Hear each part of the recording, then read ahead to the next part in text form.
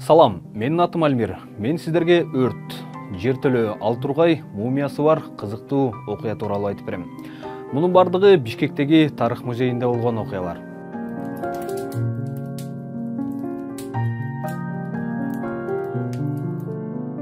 Жакында эле биз 2016-жылы Улуттук тарых музейинде чыккан өрттүн кесепети тууралуу иликтөө чыгарган элек.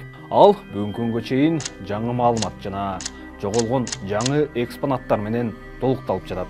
2016 жыл музей реконструкцияга жабылып, аны 1,5 жылдын ичинде бүтүрүп берүүнү убада кылышат. Бирок музейдин жыйындар залында өрт чыгып, 3 тарабы тең кирпич менен тосулгандыктан эч ким кире албай калган. Тилсиз жоону 7 саат өчүрүшүп, андан кийин эле өкмөт музейдин экспонаттары жабыркаган жок деп айткан. Бирок бул андай эмес. Бир нече күндөн кийин эле музейдин жетекчиси Анаркүл Исралиева бир экспонат, атап айтканда бир боз үй күйүп кеткенин моюндаган.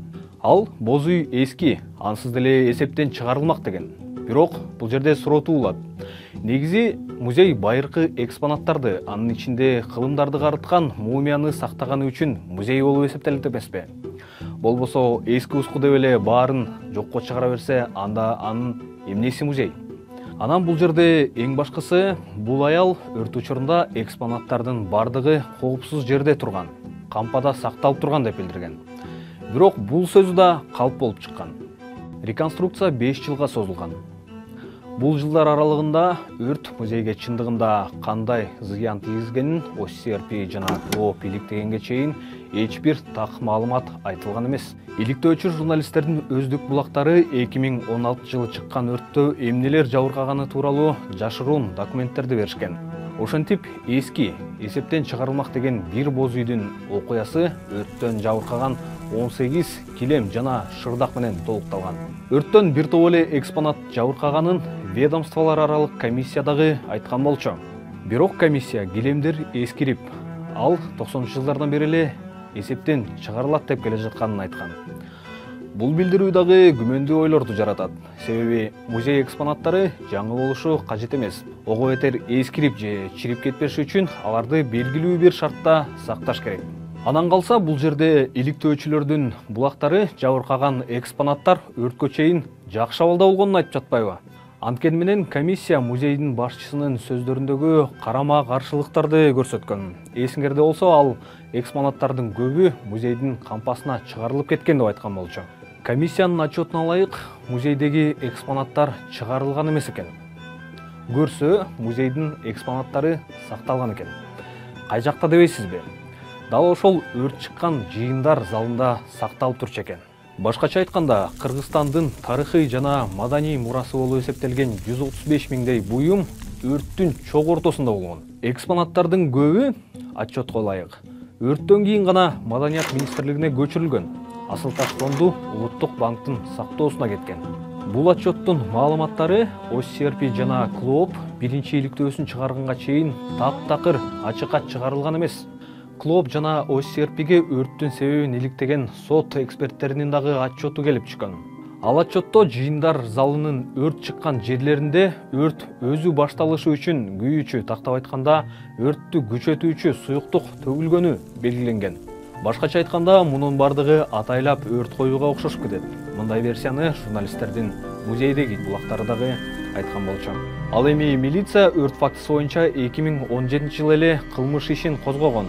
Иш азыр канчалык алдыга жылганы белгисиз. Бир нече апта мурда КЛООП жана OCRPге анонимдүү булак байланышып, өрттүн кесепети кыйла эле чоң болгонун далилдеп турган документтерди берген. Ал экспонаттар тизмектелген, кызматтык каттар менен акттар тиркелип, Маданият министрлигине даректелген каттар болчу. Көрсө, ошол өрттө музейдик маанидеги 900 буюм күйүп кеткен экен. Өздүк булактын айтымында Маданият министрлиги окуянын чогуу жайын билет. Ал эми министрликтин басма сөз кызматынан бизге бул маалыматты тактап берүүнү убада кылышты. Биз учурда дагы деле жооп күтүп жатабыз.